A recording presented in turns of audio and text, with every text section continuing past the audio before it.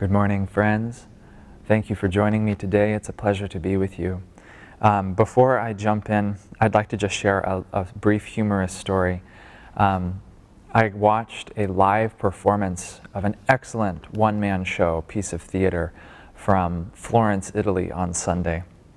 And the artist, Hershey Felder, he's a famous actor who does this, that he puts on one-man shows based on the lives of famous composers. And so he personifies the composer throughout his life and plays a lot of his music. And this performance was on Irving Berlin, an American songwriter who I knew very little about, but of course his music is so integrated into American culture that even I recognized many of his tunes. But the one that stuck with me the best and made me laugh the most was one of his earliest tunes, and it was a great example of attunement to mass consciousness and being able to epitomize something that everybody was experiencing. This was in like the 1920s, I think, and he wrote a song called "My Wife's Gone to the Country, Hooray!" And the chorus goes something, I don't remember the melody, but the words of the chorus was, "My wife's gone to the country, hooray, hooray!" And it's the song of a husband who's now, a free man for the weekend and is celebrating. And the part that particularly got me was like 3 verses in, the song describes about how the man gets a parrot who always repeats what he says, and then the last chorus is the parrot singing, "My wife's gone to the country, hooray!" It was quite funny. But the reason I bring this up is because that was a perfect example of someone taking mass consciousness and with just a little bit of love and a good sense of humor, turning it into something very enjoyable. That was incredibly popular at the time. But what Yogananda is doing with these whispers from eternity is something completely different. That we have to consciously raise our level of consciousness to receive these. Because unlike a parrot singing "My wife's gone to the country, hooray," these aren't necessarily like inherently funny or charming. We have to raise our level of consciousness to appreciate them for what they are. Otherwise, they can feel a little bit distant or, like unreachable to our everyday state of consciousness. But that was sort of the purpose of these prayers, I think. These are like Master's consciousness reaching out to us, offering us a way to touch into his depth a little more easily. That these are like lifelines into deeper consciousness if we're able to really absorb them, attune our hearts to their vibration, and allow ourselves to be transformed by them. So let's take a look at this week's talk, or this week's topic, I should say, which is Whispers from Eternity number 66, "Burn Thou My Frailties in the Furnace of Trials." So let's begin. I'll just read it together, and let's feel that this is in fact a deep yearning of our own hearts. So let's close the eyes, center our awareness in the heart. In the furnace of trials, the ore of my life is being purified. The fire of experience melts away all my delusions' dross. O divine artisan, burn away all my impurities. Bring out in me the steel of endurance and hone it to a fine edge by deep calmness. Forge in me from the tempered steel of mental balance sharp swords of self-control and firm tenacity. With the weapon of inner equilibrium, teach me to fight every enemy of distraction. Isn't that beautiful? Like I mentioned, I think just a few weeks ago, this is the second reference that I'm aware of, there's probably many more, where Yogananda talks about swords being related to calmness, which I think is very interesting. So, or he sort of equates them together in his analogies. And so perhaps there's something deeper there that we ought to meditate on. But one thing that caught my attention in this prayer is, of course, the the overt analogy of being forged into a sword, because there's a lot of beautiful symbolism that goes on throughout this prayer, but also in the literal process that used to have to happen to make a sword. And as nerdy as this may sound, I'm actually going to share a little bit of the process that one would undergo to make, as Yogananda puts it, a fine steel of inner awareness, because that outer process is an analogy for our inner process.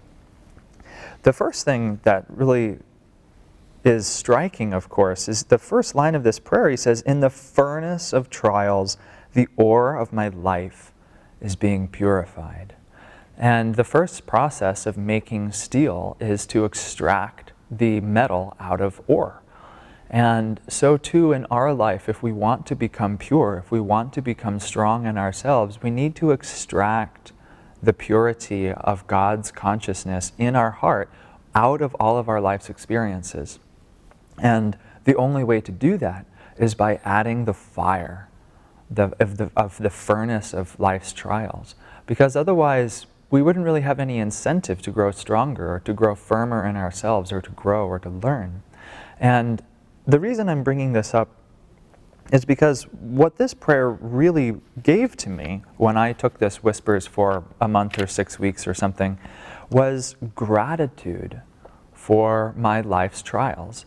And that's why I chose that chant we started with, "Through all trials we'll sing thy name. Joy in thee is life's sole aim."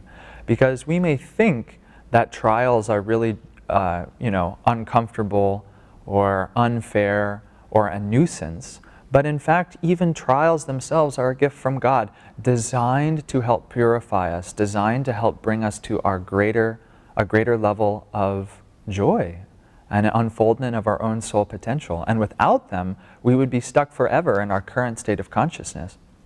And like I mentioned a few weeks ago, just ask yourself, do you really think the current state of consciousness that you have is the zenith of human potential? I pray not. I desperately pray not.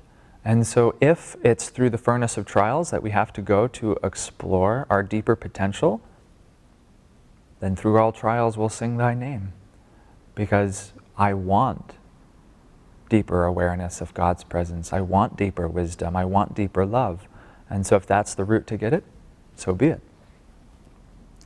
The fire of experience melts away all my delusions' dross.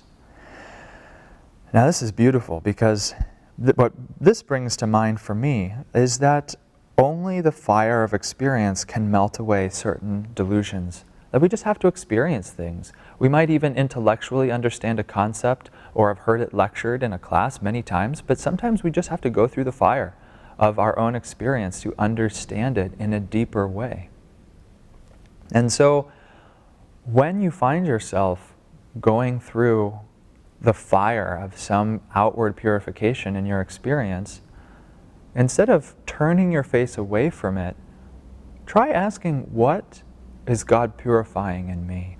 What is He trying to reveal to me through this process? And you may discover then that those trials become actually deep blessings, because they're revealing to you who you are on a deeper level. O divine artisan, burn away all my impurities. Bring out in me the steel of endurance and hone it to a fine edge by deep calmness. Now I'm going to transgress a little bit here, if that's the right word, and tell a little bit of a side story, because I find this sort of thing fascinating. But apparently archaeologists have found some relics from the 5th, 6th, and like all the way up to the 9th or 10th centuries, that they have found old swords that were forged and created very early on in those dark ages. And mind you, this is at like the very depths of Kali Yuga, if we're talking the 5th century, like the nadir of our cyclical pattern of human consciousness. And what's interesting is at that time, the science of steel, of making steel, of metallurgy, was largely lost. And fascinatingly enough, it was retained by only a very few people who largely resided in monasteries in Europe. And there was a particular smith, or a master smith, who resided in a Frankish monastery, who signed all of his work with his name, or perhaps it was the name of his monastery, nobody knows, but it's called Ulfbert. And so there have been discovered a number of swords taken from archaeological dig sites with his name printed on it. And the reason this is incredible is because they have been able to analyze the steel composition of these blades. And the first most notable thing about these swords is that they actually survived. Think about being buried for 1,500 years, and then it's still intact by the time they dig it up. Most every other piece of metallurgy from that era has been completely dissolved because it was of such an unrefined quality that the earth just eats it. But these swords are some of the most well-preserved of that era. And they were made with exquisite craftsmanship and with a degree of understanding, metallurgical understanding, that was completely above every other steel or every other blacksmith at that time. And so I thought this was fascinating that that information, that knowledge was saved in monasteries primarily. But what's fascinating is those swords, those Ulfbert swords, it would take weeks or months to craft a single one of those swords because the process was so in-depth. They had to smelt the iron out of ore. Then they had to impregnate that iron with carbon by slowly cooking it in the embers of charcoal underground for weeks at a time. And then once they had the different variations of iron and pig iron and cast iron, then they would melt all of that in a crucible, if that was possible, and then they would be left with a refined piece of steel, but then still they would spend weeks, a master smith would spend weeks forging out from a lump of processed steel a blade. And they would fold that steel thousands of times, and with every blow of their hammer, they would be reworking even like the molecular structure of that steel. And ideally, what was incredible about these swords, and believe me, this has a spiritual allegory which will come to light in a moment, was these master smiths who sheltered away in monasteries would spend hours working on these blades. I mean, weeks and weeks with a master smith and his apprentices. And they would get these steel, they would work this steel into such masterwork material that the edges of these swords would be razor sharp, would have a really high concentration of carbon so that it would hold its edge and be unmovable, unbreakable. But then the heart of the sword, the spine of the sword, they called it, was of a softer steel. And that was imperative because a sword actually needs to be able to bend and to be able to not snap when it's met with resistance, but the edge needs to be incredibly hard to be able to hold a fighting edge. And so these swords were truly so far beyond the rest of the smithing technology at their time that they were actually almost considered to be magical. And they were so valuable that a king or a local warlord might spend a fortune to acquire one of these Ulfbert swords because their edges were so keen, their metal was so pure, and their spines were so flexible that literally other weapons would just be destroyed by them. There have been many accounts of swords like this when meeting contact with a poorly made weapon, the poorly made weapon would just snap. But these Ulfbert swords would never break because their spines were malleable and their edges were honed to a perfect edge. And so these weapons became incredibly valuable to warlords, and like I said, were even almost considered to be magical, like think of the myth of Excalibur. And at the time, they didn't know what was creating such a fine product, but it was just a metallurgical science that was beyond most of the other smiths at the time. But for us, that's exactly the process that our soul is going through, our heart is going through our trials. And we have to be purified because we have to overcome all of the darkness, all of the delusion that we have entertained over millions of years. And so that sword of our inner spine, of our heart, of our love for God, needs to be like that perfectly crafted instrument that is completely free of impurities. Because wherever there is impurity in steel is weakness. That's where the steel can break. And so in a poorly made weapon, where the entire length is impure, if it's struck too hard or at the wrong angle at any point along its blade, it'll snap, it'll shatter.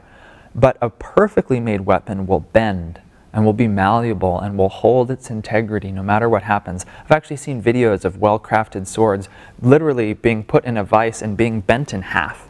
And then as soon as they release the tension, it springs back to exactly where it was before. And this is what we need to be. We need to be totally malleable. We need to be able to be flexible with the circumstances of life, to be unbroken by our trials. And then as soon as that tension is relieved from our spines, we need to be able to spring back and be battle ready in our consciousness, so to speak. Not to fight the world outwardly, but to fight that inner battle of our consciousness.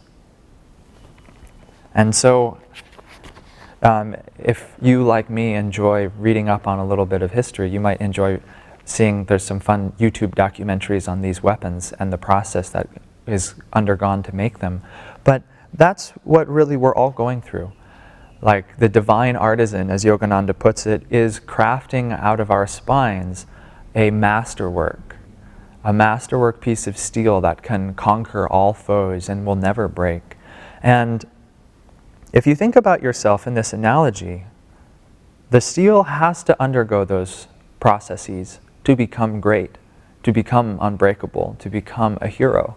And without those steps, without being thrown into the furnace of trials, without being heated to literally a red-hot heat or a white-hot heat, it cannot be shaped. It cannot be worked into a greater version of itself.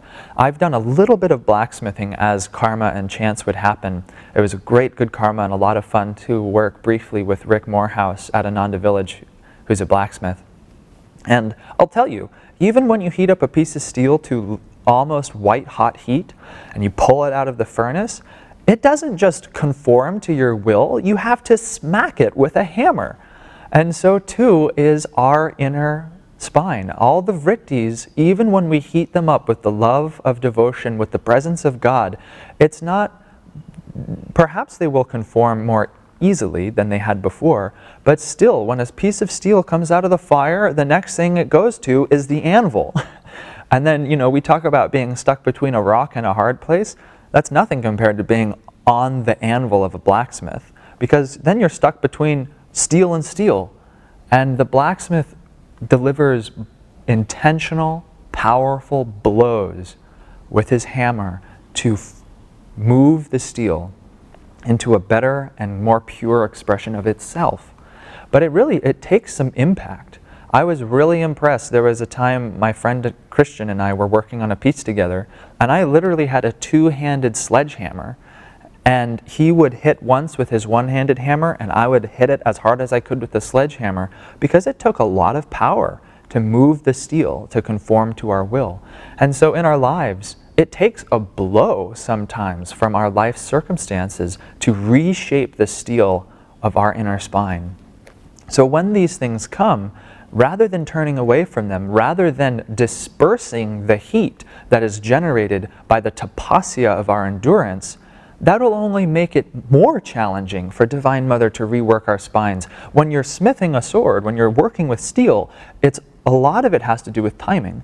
That once the steel is hot, you have only a very short window of time to work with it until you have to put it back in the furnace and heat it up again. And so when in your life you feel that you are getting heated up by the fire of your tapasya, by the fire of your love for God, by the fire of trials in your life, if you run away from that, that'd be like taking the steel out of the furnace and immediately quenching it. You lose all the opportunity to be reshaped. But if you take that fire, you take that heat, and you offer yourself at the altar of the anvil of God and say, Master, rework me. I am pliable now. And I do not turn away from the blows of your hammer, nor from the cold wall of your anvil, but I embrace it, ready to be reshaped and reformed according to your will. Then in those moments, the Guru God can rework the very essence of who you are with his concentrated and perfectly placed blows of his hammer, of his will, reshaping our lives. Forge in me, from the tempered steel of mental balance, sharp swords of self-control and firm tenacity. With the weapon of inner equilibrium, teach me to fight every enemy of distraction. Because the net result of this prayer, really putting ourselves in the hands of the divine artisan, is that we perhaps will have to endure discomfort for a while, but the product is we will come out shining and strong. And we'll find that the enemies of dark, or the enemies of light, those dark forces within us, flee before us, because we have been transformed by the grace of the Guru, by the grace of God, into a weapon of inner equilibrium. So I will encourage you, if you feel inspired, to take this prayer this week, because I think it's clear that the world is undergoing a little bit of a furnace of trials right now. But what if that furnace of trials is actually a deep blessing, a tremendous spiritual opportunity? And it is a very large group karma that our collective world is going through right now. And no one is going to escape it completely unscathed. And so my invitation to all of us, to myself, to everyone, is to accept the furnace of this trial that we're all collectively going through as an opportunity to become just a little bit more malleable to the hands of God and to the will of your Guru in your life to reshape you, to form you into what he wants you to be. Because that's the opportunity that's in front of us. And if we shy away from it, we'll miss this incredible spiritual opportunity. But if we embrace it wholeheartedly, we might just discover that at the end of it, we emerge as a hero, that we emerge as a more pure and perfect expression of ourselves that we never knew was in there, that was just waiting to be expressed. I'll read this prayer one more time to close. In the furnace of trials, the ore of my life is being purified. The fire of experience melts away all my delusions' dross. O divine artisan, burn away all my impurities. Bring out in me the steel of endurance and hone it to a fine edge by deep calmness. Forge in me from the tempered steel of mental balance sharp swords of self-control and firm tenacity. With the weapon of inner equilibrium, teach me to fight every enemy of distraction. God bless you, friends.